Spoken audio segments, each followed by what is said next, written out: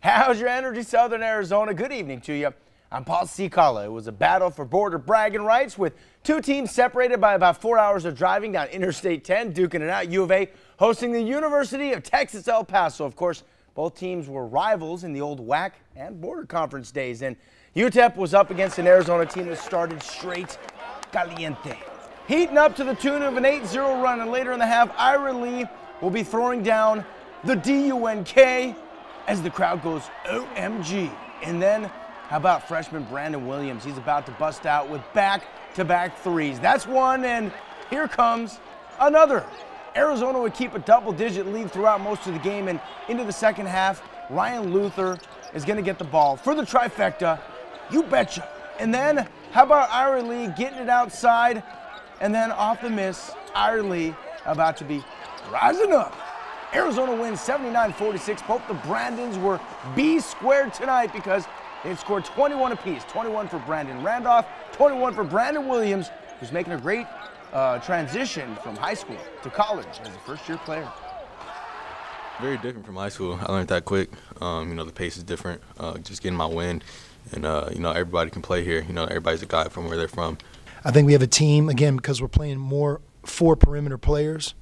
Part of the benefits that we can get out of that is to not turn it over and have multiple ball handlers on the court at one time. But, Brandon Williams, for a freshman, for him to play in 3 games and not have a turnover, that's astonishing.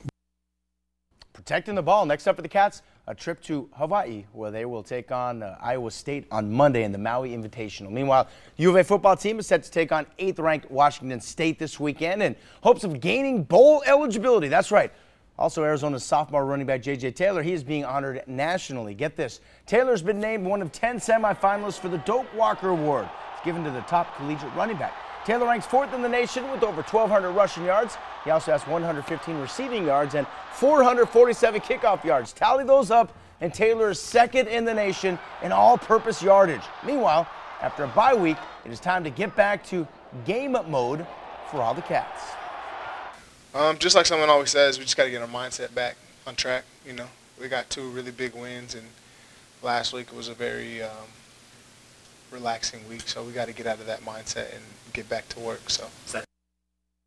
Hey, it's signing day for a number of sports. That means scores of youngsters from here in Tucson will be putting their John Hancock on letters of intent as they commit to sports programs at a number of colleges. Now, we don't have enough time in a newscast to name all the athletes, but please email us and we'll get you on our lists on KVOA.com.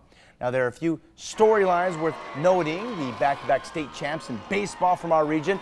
Nogales High School had 6 signings.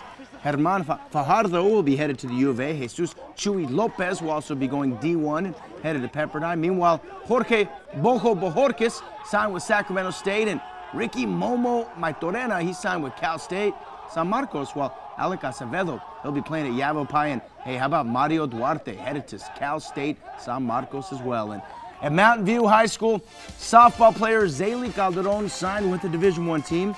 Calderon will be suiting up at the University of Texas El Paso for softball. Her teammate Maricela Sandoval signed with Chandler Gilbert. While in wrestling, Marcus Castillo is going to Arkansas Little Rock, and Nea Rascon will play soccer at Long Island University. And hey, back to the Division I signings.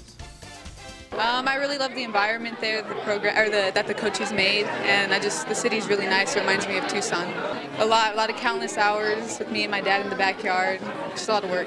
Just the start of the new D1 program, so I'm going to be like the first on the team, so in the 2019 recruiting class. So that's going to be exciting to go be a part of something new, build it from the ground up. Pretty cool to see so many Division I signees, and of course, congratulations to everybody going on to that next level, about to play college and extend their education as well. And their athletic careers. Very, very true. All right, we will be right back with your last check of weather.